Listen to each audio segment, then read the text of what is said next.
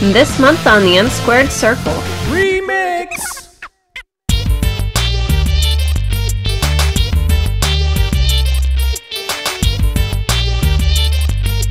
What is going on? Where's the green screen? Whoa!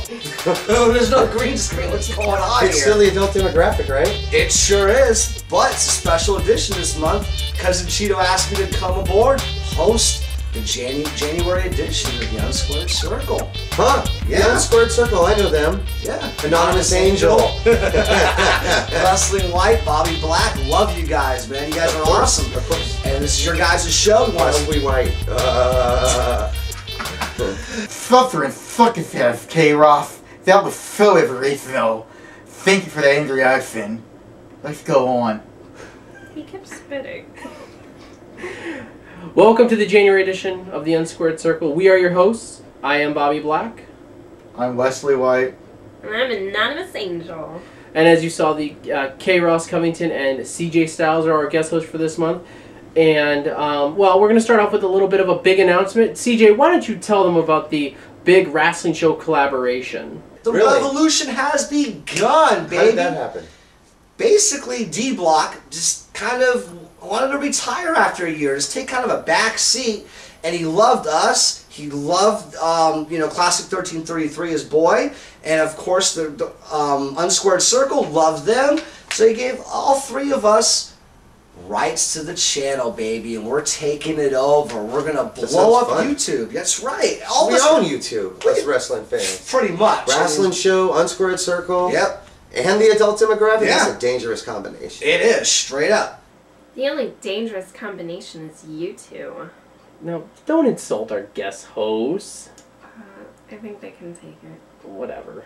They Anyways, still love me. January 4th is going to be a big day. It's a big day today. It's another thing of a Monday Night War between TNA and the WWE. Of course, we know tonight we're going to see Bret Hart in the WWE and Hollywood Hulk Hogan in TNA. And I could care less about Hulk Hogan and TNA, and it's going to be interesting and all, but I'm so more concerned about Bret Hart. I'm just wondering what they're going to do with Bret. I know it was because he signed a short-term contract for WWE. I wonder if that general manager thing, if he's going to make an announcement at WrestleMania, because to me it was a coincidence last Monday night when he was talking about him going against Undertaker at WrestleMania and then brought up Bret Hart. Could that be a hint that, Bret Hart might be the special enforcer or referee of some sort at WrestleMania? That'd be very interesting. You know what's interesting? Yes, what? Your mom! And even though I'm really excited about January 4th, what do you guys at the adult demographic think? This is going to be a big day in wrestling. Oh. Bret Hart, Just for a moment, the Monday Night Wars come back. Hogan.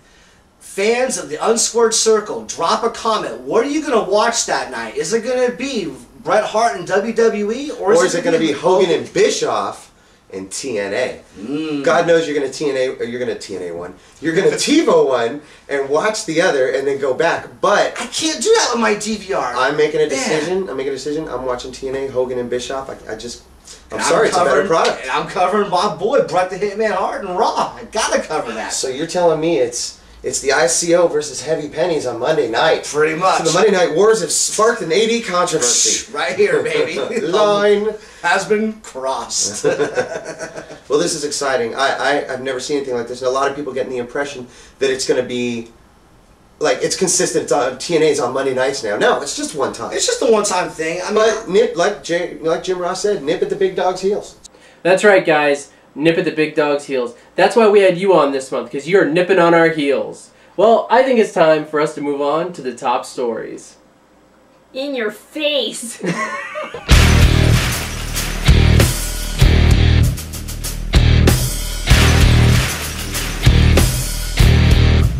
Alright. Excuse me. We all know, that today's a big day.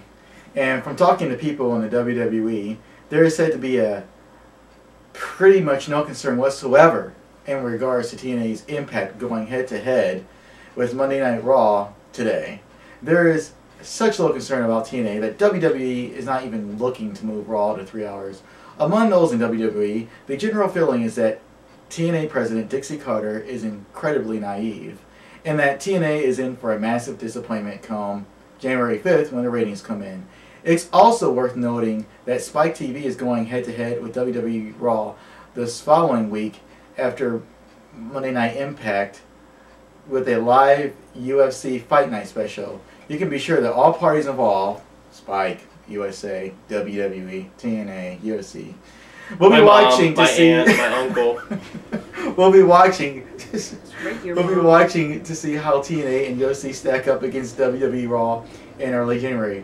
On another note, those on the WWE side were happy in a sense that Hulk Hogan mentioned them during the Ultimate Fighter finale because they got free publicity out of it. Hooray!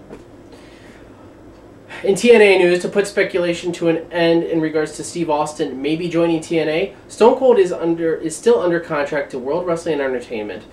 A few years ago, Spike wanted to feature Austin in a non-wrestling project, considering he is a, kind of geared towards the male gender because he's an idiot, an alcoholic, and, an idiot. But the WWE heard about this, and hence they offered him a contract to not work with any USA competitors, which would be Spike TV. The agreement also allowed WWE to sell new Austin merchandise. And that's the bottom line because WWE said so. So Mickie James has finally commented on all this crap going on WWE about mocking her about her weight. She says that she feels the example being set to girls is pathetic. Mickie later said that she was commenting on society's example, but we're all pretty sure we know who she's talking about. We got it. Even later commenting again, saying she was not hesitant to do the storyline because she does not feel like she's fat. James said, "We're telling stories and we're building emotional things where people can actually connect with it." Oh, yay. Yay! Me again. ESPN.com reported that Andrew Tess Martin was a victim of the same brain tissue as Chris Benoit had. This is what ESPN said. Dr. Bennett Omalwal, the co-director of the Brain Injury Research Institute, told ESPN that Martin suffered from chronic traumatic, a word I did not know. Encephalopathy. Whatever. Definitely not. Anyway, it's stemming from repeated blows to the head. Martin is the second former wrestler to be linked to CTE after Chris Benoit. The amount of CTE found in both Martin and Benoit were closer to levels of Alzheimer's patients. WWE issued the following statement to ESPN. While this is a new emerging science, and WWE is unaware of the veracity of any of these tests, be it for Chris Benoit or Andrew Martin. Dr. Amalu claims that Mr. Benoit had a brain that resembled an 85-year-old with Alzheimer's, which would lead one to ponder how Mr. Benoit would have found his way to an airport, let alone been able to remember all the moves and information as required to perform in the ring.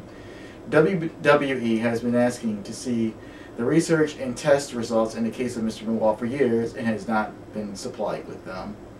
Wow. And they say that. Yeah. And they say that this is all in regards to the chair shots to the head and stuff. That's what they're stemming this from. Is that they say all these chair shots and stuff like that caused this brain damage. Yes, it must be just the chair shots, Yeah. not anything else. No. Nothing else.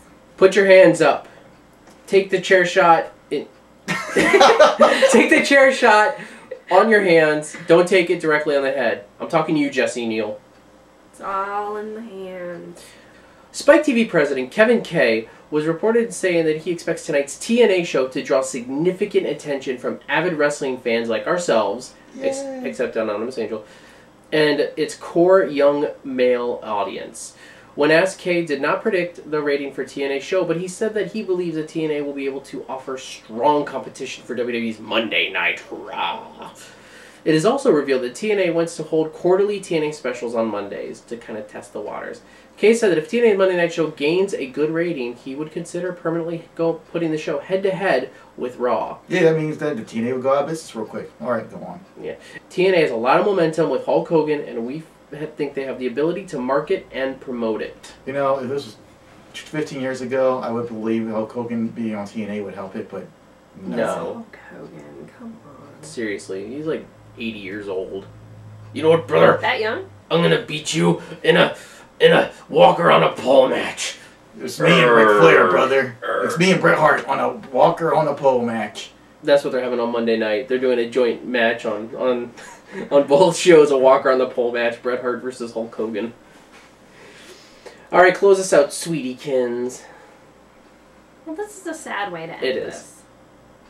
But it is a top story. So, Dr. Death, also known as Steve Williams, lost his fight with throat cancer. He was 49 years old.